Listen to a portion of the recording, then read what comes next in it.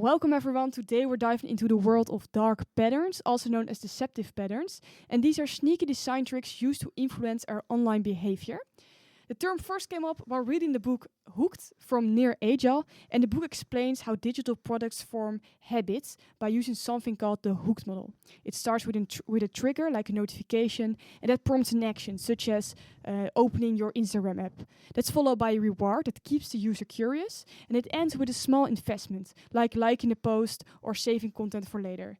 And these small loops build long-term engagement. It's a powerful model, but also something that can be used irresponsibly. And that's where the dark patterns come in, originally introduced to us by Brignull back in 2010, and he himself defined it as a user interface that is carefully crafted to trick users into doing things they would not otherwise do. Laser researchers have built on this, and they have categorized the different types of dark patterns, and in total they found 5 categories. So let's go over them. The first one is nagging. This is when a design keeps interrupting you, and an example of this is Instagram telling you to turn on your notification, and this is a notification that you can dismiss but not forever. The second category of dark patterns is obstruction. This is when a design purposely makes things difficult for you. And I've experienced this myself with Amazon Prime, because subscribing to the service was fairly easy, but unsubscribing was very difficult. There was this study, and they looked at several different platforms, and they found that on average, subscribing to these services took about 1.7 minutes or 18 clicks, and unsubscribing from these services took nearly 4 minutes and about 27 clicks. The third category is sneaking, and this design tries to hide information from you or delay it from you. An example of this is an online web store where you try to buy a product, but there are hidden fees that are only revealed to you at the latest payment step. The fourth category is called interface interference, and interface interference tries to manipulate you to perform a certain action. And a good example that I came across was an Instagram advertisement. They had a fake hair over their advertisement picture, and people would try to swipe away this hair, but then they would accidentally click on the ad and end up on the advertisement's website. And the fifth and final category is forced action. This is when a design wants you to perform a certain action in order for you to continue. An example is your Windows operating system that tells you that you need to update your system before you can shut it down. There's no way around this. So all these tricks might sound extreme, but they are everywhere. Research shows that 97% of popular EU websites and apps contains at least one dark pattern. That's why the EU introduced the Digital Service Act, a law that bans manipulative design and aims to protect users' freedom to make informed choices. But just how effective are these dark patterns? Well, back in 2021, there was this study done by Liguri and Strahilovic, and they found that they are very effective because they had a group of participants of about 2,000 people look at a neutral design and found an adoption rate of a certain service of about 11%. When applying mild dark patterns, so subtle nudges, they found that the adoption rate would rise to about 26%.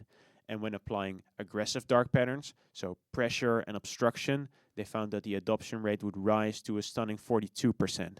So another study looked into what type of dark patterns have the greatest impact on users and organizations. And they found that dark patterns that incorporate scarcity and urgency have the greatest impact. And an example of this is when you're buying a product online and the web store tells you that they only have 2 items of this left in stock. This creates urgency and scarcity of the product and causes you to buy it quickly. Yes, so they clearly work, and that's why so many businesses use them, even if it's ethically questionable. And to learn more about how this works in a real-life company, we've invited today e-commerce specialist Jordan Groeneveld, who works at Juwelier Van Dam. Hello, Jordan. Hi. So great to have you here with us. Your recent campaign used a video that closely resembled a real NOS news clip that could easily be seen as misleading. Can you walk us through this idea and how you made it and what kind of response it generated? Yeah, so a few days before April Fools, we wanted to make a prank video to shock people. So I decided to make a video with the other colleagues about a new wedding ring concept. We acted as if we made a new wedding ring that can track your partner's location. We made production of the video in high quality and acted as if the NOS came to us in real life to record this article. And since this is a parody, it is a very gray area if you can use the logo and the music of the NOS themselves. But for the shock effect, I decided to just put it on screen. And I uploaded a video, and when I woke up the next day, we had over 1 million views across all platforms and gained a few thousand followers. But I also wake up to a direct message of the NOS themselves. They told us to delete the video immediately. The video was shared over 20,000 times, so you can say a lot of people have seen our name that day. And also locally, everybody knew about the prank, so indirectly, we saw a little increase in customers that week.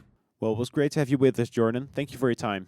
So what we shouldn't forget is dark patterns come with downsides. Studies show that while they may be effective, they often lead to negative emotions like regret and loss of goodwill, which seriously impacts the brand loyalty. Even when people see right through it, they still go along. Just being aware doesn't stop the influence. Yeah, so I think our main takeaway is that while dark patterns are very powerful, ethical design in the end is probably more sustainable, and the focus should probably be more on building long-term relationships instead of using short-term tricks. Yes. Well, thank you for joining us. I hope you have a great day. And next time you're online, keep an eye out. You may spot a dark pattern in the wild. And if you want to learn more, visit deceptive.design, a website made by Harry Brignull, the man who came up with the term dark patterns and helped it bring it to the light. Thank you. Bye-bye.